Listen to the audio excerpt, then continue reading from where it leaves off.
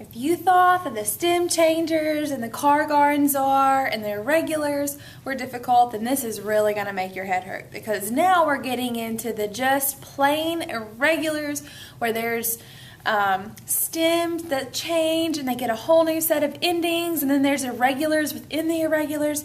Like it's crazy. Okay, so now we're going to start on the irregular preterite, the very, very hard part of this. Okay, so let's do the bad news first. The stem of these verbs change, and they change to stuff that has nothing to do with what the original verb was. Okay, so the stems of the verb change, and they get their own set of endings for the preterite. So it's not going to follow the AR, ER, IR patterns anymore. They get their own set of endings. Okay, the good news. There are no accents in the irregular preterite. So that does help out a little bit, so you don't have to remember to put the accent on the vowels. So no accents. That is pretty good news, because that's what y'all miss most of the time. So let's get down to the endings. So for the irregular preterite, it's a mixture of AR endings and ER, IR endings. I did them in two different colors because the orange are the AR endings and then the red are the ER, IR endings. So notice there's no accents. So on the E and the O, there's no accent. Okay. Also, if you can recall the normal endings, these are the AR ones. So an easy hint, or just a helpful hint, is whenever you have an irregular verb, okay, the ones that would normally get the accents are going to be the AR ones. And then everything else is the ER, IR. So we have iste, o, imos, istes, ieron. Okay, so these are the only two that are AR. Everything else is ER, IR. Okay, breaking it up into our groups. We have 4 different groups of irregulars. We have the V group, the I group, the U group, and the J group.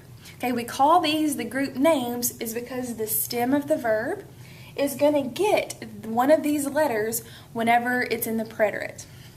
So we have some in the V group and the I group, and it's just easier to learn them like that in little segments versus all random. So let's go ahead and let's do the V group first. Okay, so we have 3 verbs in our V group. There are more in Spanish, but for right now we only need to know these 3. Okay, from Spanish 1, y'all probably remember tener and estar. Okay, so the first thing we're going to do is we're going to take off the ER. So we're taking off the ER, the AR, and the AR right here. Okay, so tener means to have, estar means to be, and andar means to ride. So to ride a horse, something like that. Okay, so we're not going to have 10 like we normally did. We're going to change the 10 to a tuv. Okay, it's in the V group, so you notice it gets a V in it. Okay, estar is the same way. We're not going to have est in the preterite. We're going to change it to estub. Okay, and the same thing with andar. It's not going to be on. We're going to change it to undo. So notice all 3 get a V. Okay, so those are our V group verbs. Now let's do a practice one just so y'all can see one conjugated. So we're going to do tener first. So the first thing we do is we're going to take off our ER. Okay, that's always going to be step 1. Okay, we're not going to put 10 in all of our blanks because in the preterite it's in the V group, so we have to have a V in the stem. So it's going to turn into tuv. So we put tuv in all of the blanks. Okay, step 1 of conjugation. Now we're going to go back and add our endings that match the subject. Remember, the irregular preterite get a whole different set of endings, and we've got to put those only for these 11 verbs. So, to say I had, it's going to be tube, just the AR ending. You had tubiste. Okay, he had tubo. We had tubimos. Y'all had tubistes, and then ellos tubieron. So notice only the L and the yo form got the AR endings and no accents. Now we're moving on to our I group, and this is called the I group because the stem of all these verbs in the preterite are going to have an I in them. Okay, so our 3 verbs in the I group, the first one is querer, it means to want or to love. We have hacer, which means to do or to make, and then venir, which means to come. So, For the I group, querer, when we take off our ER, it's not going to be quer anymore. It's going to turn into quis. So it sounds like you're saying the word kiss, but with a Spanish feel to it. So quis. Okay, then hacer. When we take off the ER, it's not going to be as, it's going to be is. So it gets an I in there. And then for venir, whenever we take off the IR, it's going to turn into bean. So we have quis, is, and bean. Okay, now let's do a quick conjugation. Notice whenever I have a little asterisk beside it, that means there's something irregular in this verb. So if you look on your sheet, next to hacer, I have L out beside it. So in the L form, there is something weird that happens. So let's go ahead and talk about that.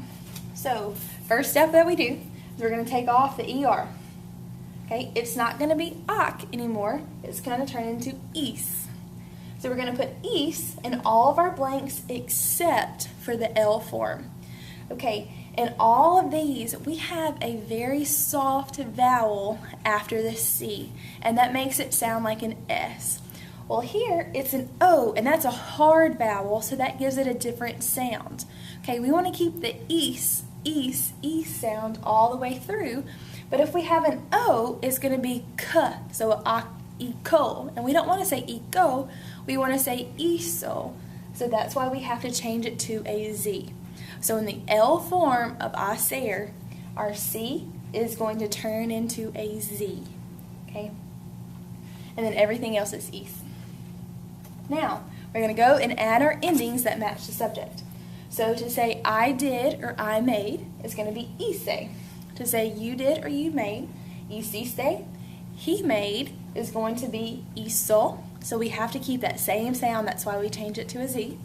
We have hicimos, hicisteis, and then hicieron. So we did, or y'all, they did, and they made. Okay, moving on to our next group, and it is the U group. And for some reason, this is everybody's favorite group, and they always get all of these right. So there is a very big cultural difference in Spanish and in English, and it comes with their word choice. Sometimes in a language, whenever you talk, words that are very inappropriate in our language are very common words in their language, but it has not the same meaning at all. So this is one of those instances where one of our not very nice words in English translates into Spanish as just a normal word that they use. So go ahead at home, get all your giggling and your laughing out, and we're going to be mature adults whenever we get back to class.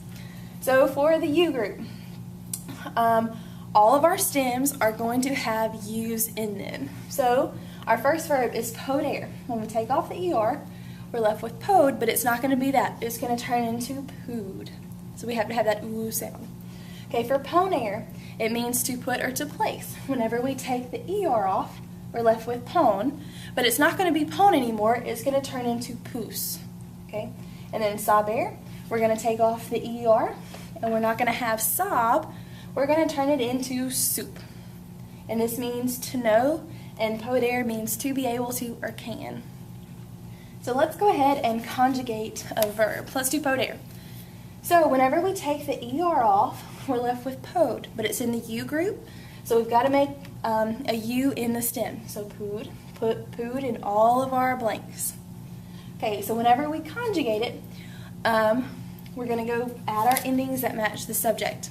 So the first one, pude, and then you were able to is pudiste, he was able to was pudo, we were able to, pudimos, y'all were able to, pudisteis, and they were able to, pudieron. So we have to have that oo sound in all of them. So moving on to our very last group. This is called the J group because all of the stems get J's in them. And we only have two in this one, which is decir, to say or to tell, and then traer, which is to bring. Okay, so whenever we take the IR off, we're left with dis. We don't want that anymore. We're changing it to a J. So it's going to turn into D. So D-I-J. And the same thing for traer. It gets a J as well in the stem. So tra goes to tra. Okay? Okay, there are some things out beside there too. So notice, in the ellos form, so in the they form, the ending is going to drop the I. Okay, so there's not going to be an I in the ending of the aorist form. I know that's crazy, more irregulars within the irregulars, but it just happens that way. So let's go ahead and conjugate these here. So the first thing we do, take off the IR, our deck turns into a D. So we put D, D, D in all the blanks. Now we're going back and adding the ending that matches the subject. So to say I said or I told, it's going to be dije. For you said or you told, dijiste. He said or told, dijo, dijimos, dijisteis. And then for the ellos, this was the irregular one. Okay, we're going to drop the I in the ellos form. So dijeron. So no I sound right there. So those are the 11 irregular preterites. There's a lot of information taken in one time, but we're going to practice each group by itself before we incorporate it in anything. So go ahead and put these to memory. Okay, it's very important that you know what the stem changes into in the preterite, and it'll make your life a whole lot more simple. So go ahead, learn these. See y'all later. Bye.